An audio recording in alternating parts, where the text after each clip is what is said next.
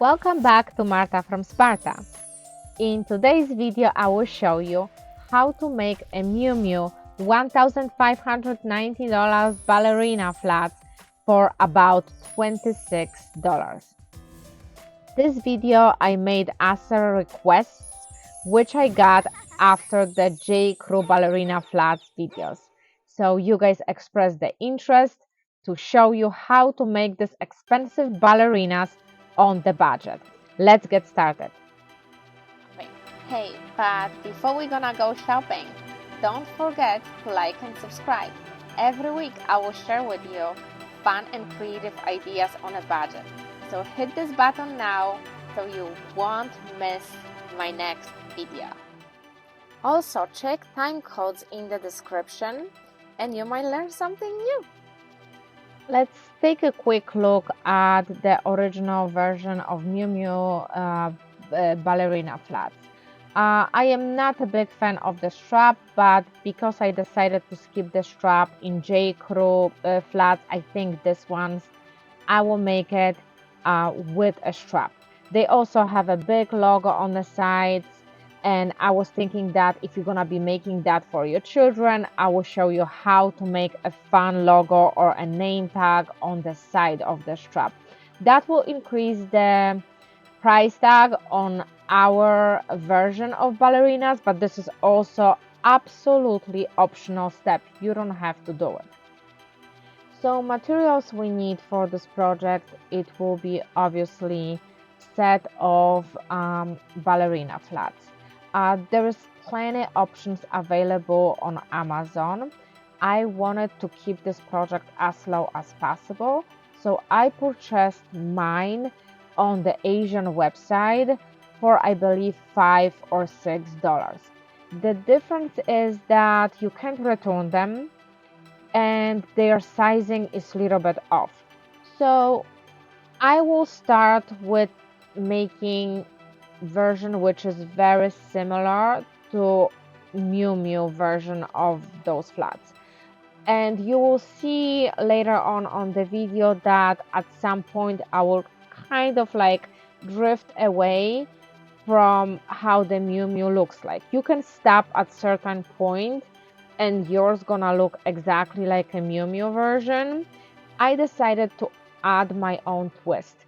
This is a very hot trend right now. This ballet flats with the rhinestones on it. All companies are making their own version. I didn't want to do exact version of the MIU. Once I just wanted to add my own twist and have my own version in the closet.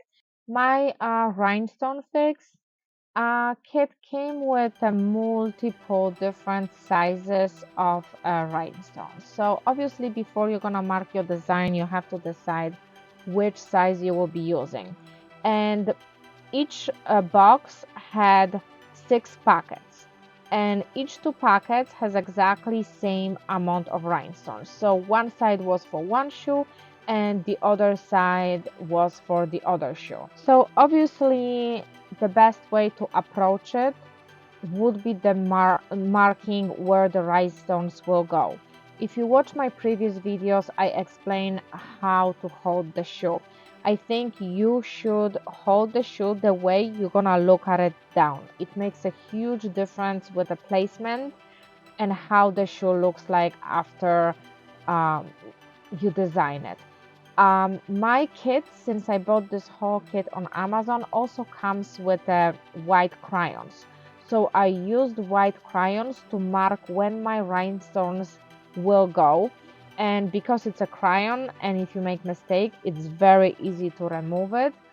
So I would say since we're using a hot fix, I would definitely recommend marking your design first. It's a lot of work because a lot of rhinestones going on it, but you're avoiding making mistakes and like ripping the rhinestones later on and potentially destroying the fabric of your shoe. Also, your hot fix gun will come in with different size of attachment. You have to find the perfect attachment for the size of the rhinestones you're going to be using for the shoe. If the attachment you choose will be too small, it's gonna be hard to distribute the heat through the bead, and it's gonna take you literally forever to attach one bead to the shoe. So make sure that you choose the attachment where once you're gonna place a bead in it, the bead gonna be covered by indent in your attachment, and that's the perfect attachment. It will distribute the heat evenly, and you're not gonna have any issues with heating the whole area and attaching the rhinestone to the shoe. So you see a time lapse of me making the first shoe, and you see like I placed the white dots where I want my rhinestones to go. I had really hard time in the beginning to find like a perfect flow and how to do it productively. It was really hard. I was dropping the beads. I say that I truly hate the tweezers which came in a set. I used my regular eyebrow tweezers. It was easier for me to hold the rhinestone. I found my flow, and I'm gonna say if you're gonna attach a lot of rhinestone, probably one shoe will take you about an hour. So as you see on the second time lapse, my first shoe is made almost exactly as the MIU version of it.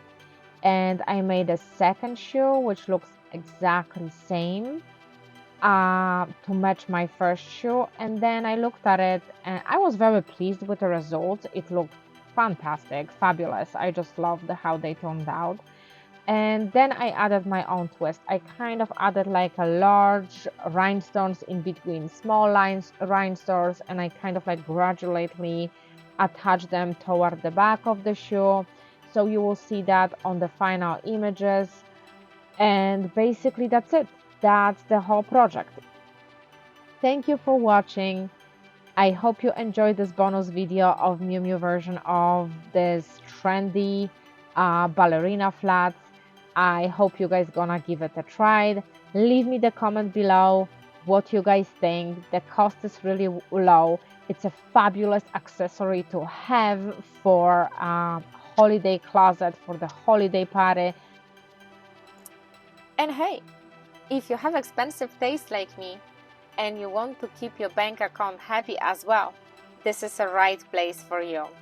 Thank you for watching. I will see you next week.